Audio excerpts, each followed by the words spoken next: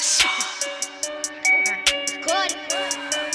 Hey, saying so good fuck with me if they want it. Say little bitch, you can fuck with me if you wanted to. These expensive, these is red bottoms, these is bloody shoes. Hit the school, I can get them both, I don't wanna choose. And I'm quick, cut a nigga off, so don't get comfortable. Look, I don't dance now, I make money move. Say I don't gotta dance, I make money move. If I see you now speak, that means I don't. Hey guys, welcome back to What's Relevant TV. I'm here with CEO of Fashionably Yours, Kabrea. Hi. How are you? I'm good. Thanks for having me. As you know, I've interviewed Kabrea, I think on season 1 or season 2. It was probably season 1. Yeah, season 1. So I interviewed her, when she first started her company, and she's back. So I'm not really going to interview her. We're just going to catch up, basically, So, how are you? I'm good. How are you? I'm good. So, explain to them what Fashionably Yours is. So Fashionably Yours is basically a New York City-based image, wardrobe styling, and personal shopping firm. And basically what I do is I help professional men and women learn how to feel confident in their outer beauty. And we go shopping. I help them with a closet edit just to find clothes that really portray their personality.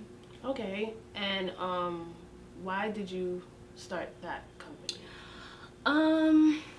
I'm trying to figure out, because there's so many different routes so many different reasons of why I started it. I guess for one of my main reasons was I feel like I'm an entrepreneur at heart. And I just wanted to kind of change the cycle of what I grew up to. So that was one. Two, just being surrounded in New York. Like when I came back down from college, I was surrounded by fashion. I went to school for fashion merchandising, and one of the main things that I was doing on a day-to-day basis was really styling people. I was mainly styling women, and when I did the research, I figured out that this was something that I wanted to do. Okay. And now you have another business, perfumes. Yes. Tell me about your perfumes. So basically the brand is called Signature Scents by Hand, and it's an online, natural, handcrafted, and vegan-friendly fragrance shop. And what I do is I basically create fragrances for people that are all natural, handcrafted, and they're all vegan-friendly. Right now I have 2 fragrances out. I have Your Signature Scent and Tux Cologne. Your Signature Scent is for women, and Tux Cologne is now I'm selling it as unisex. Prior I sold it as a cologne for men, but women have been purchasing it, so now I'm selling it as unisex. Okay. You see how you're so young and like you're really doing a lot. How do you manage all of that?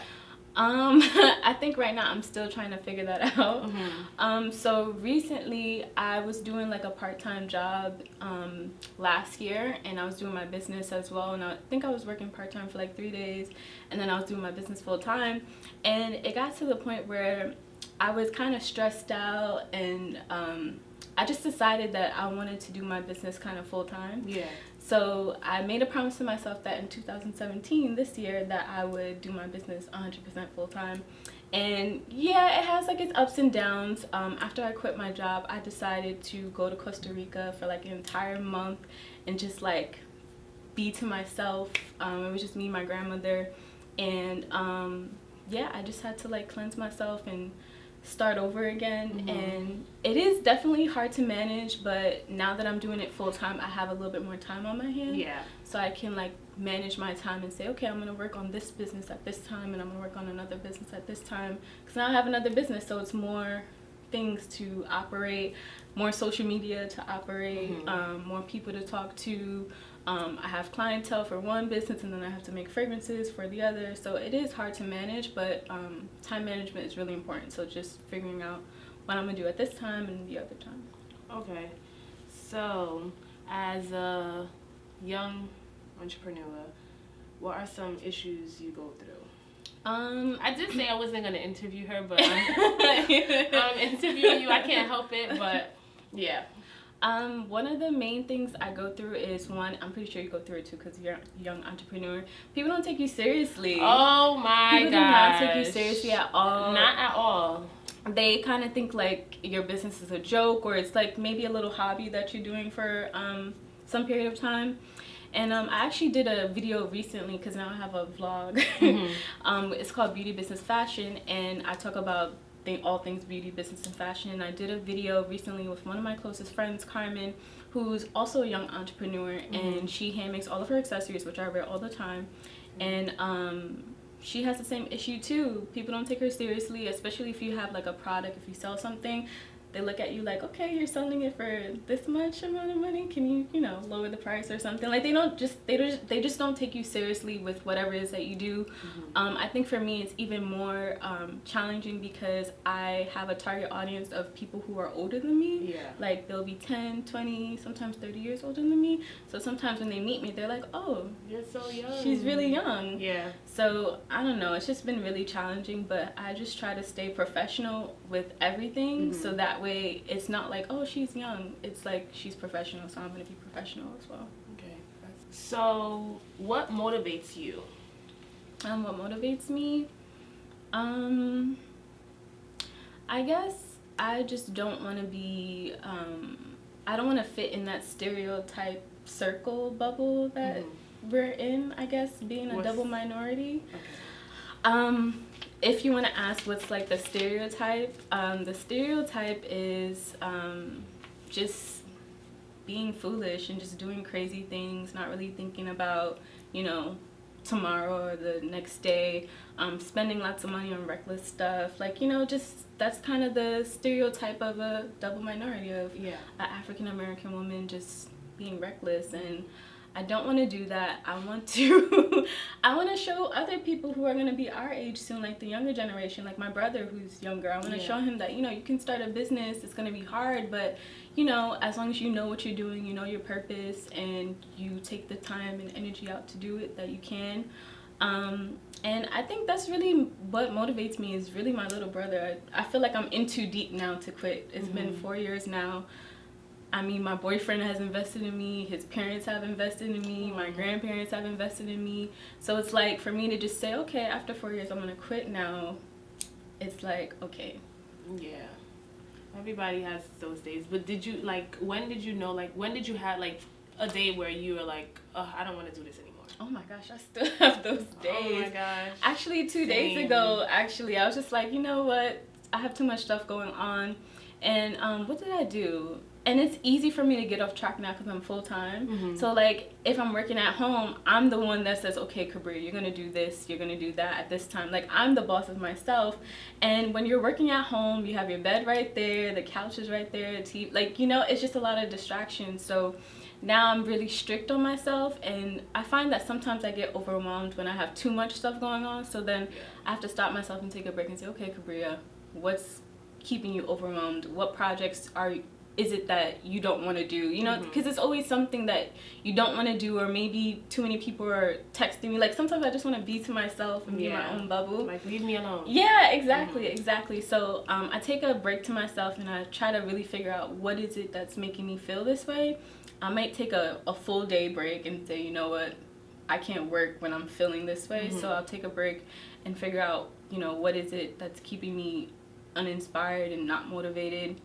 I'll read a book. Now I read lots of books. I have a book club now for entrepreneurs. Yes, I've seen that on Facebook. You have to tell me about that. Yeah. I'll tell you right after. And I just try to keep myself motivated because there's so many negative energy around us. And I just really try to keep myself motivated. I'll talk to my boyfriend and say, hey, I'm feeling this way. And he's like, you know what? You've been doing this for this long. And he'll kind of tell me what I've done, like my timeline. And I'm like, okay, I don't need to feel this way. So yeah. But with the book club, the book club is called CEO Book Club, and it's for entrepreneurs who love to read, who are inspiring entrepreneurs. And I feel like it's important for us to read, and especially reading other people's stories, something that motivates us and keeps us inspired, because, you know, like you said, sometimes we're gonna have our days where you just kind of want to be away from the world. So reading books and reading about other people's story and their past and things like that really help motivate us. maybe I need to start reading more. So thank you for adding me in that the book club. I need to start reading. Yeah, no problem. So since this is not an interview, I wanted to ask you a few questions, and I guess I want to know what inspired you to do what it is that you're doing, because you're doing a lot of things too, and I feel like people should know. What inspired me to do like what's relevant TV? I just feel like there's so many talented people in the world that others like don't know about, and I feel like I always wanted to be a journalist, like I love finding things, I love finding new things out about others, that others don't know. Like I like going out in the public, getting news for others. I just want to be the voice of my youth, being able to say things and do things for the world that others don't have confidence to say. Basically, like, yeah, I just feel like there's so many young talent in the world that no one knows about. If you're not a celebrity, like, people don't know about it. So I just want to be able to, show you off to the world. Exactly. That makes a lot of sense. And, obviously helping out the youth and letting them see people that look like them are doing things, which I think is really important. Oh, so what were one of your favorite interviews that you've done? One of my favorite interviews. One of my favorite interviews. Maybe what's his name? DJ Spin King. Because like he's already in the industry, and it was just so like he's so kind enough to like actually, he didn't make it hard for me to get him. There's people that's like you got to go through someone to go through someone to go through someone to get to them. And they're like not as big as DJ Spin King, and he actually made it very easy for me. He was very kind, he was on time, he didn't give me any problems.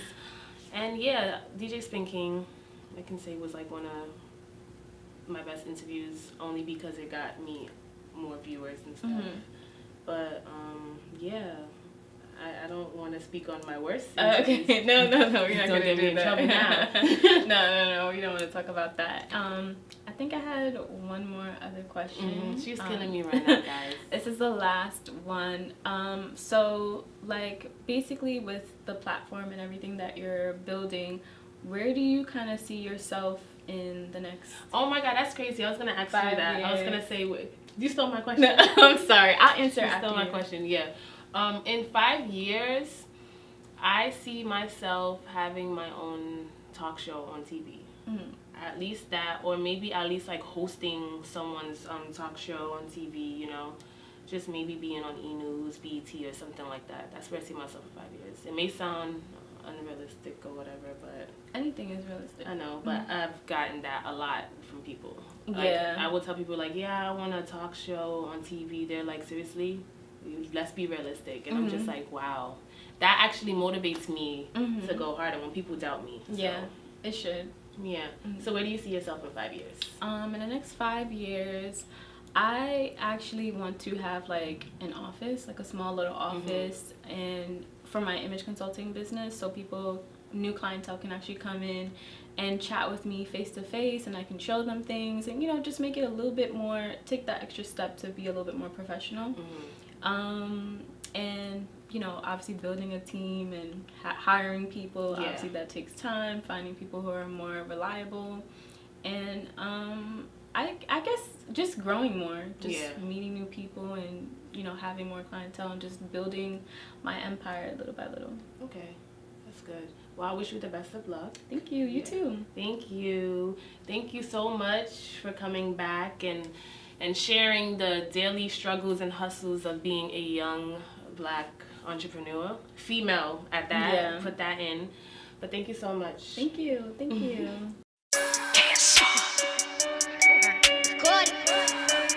Hey. Say you so good fuck with me if they want to. Damn. Say little bitch, you can fuck with me if you wanted to. These expensive, these is red bottoms, these is bloody shoes. Hit the school, I can get them both, I don't wanna choose. And I'm quick, cutting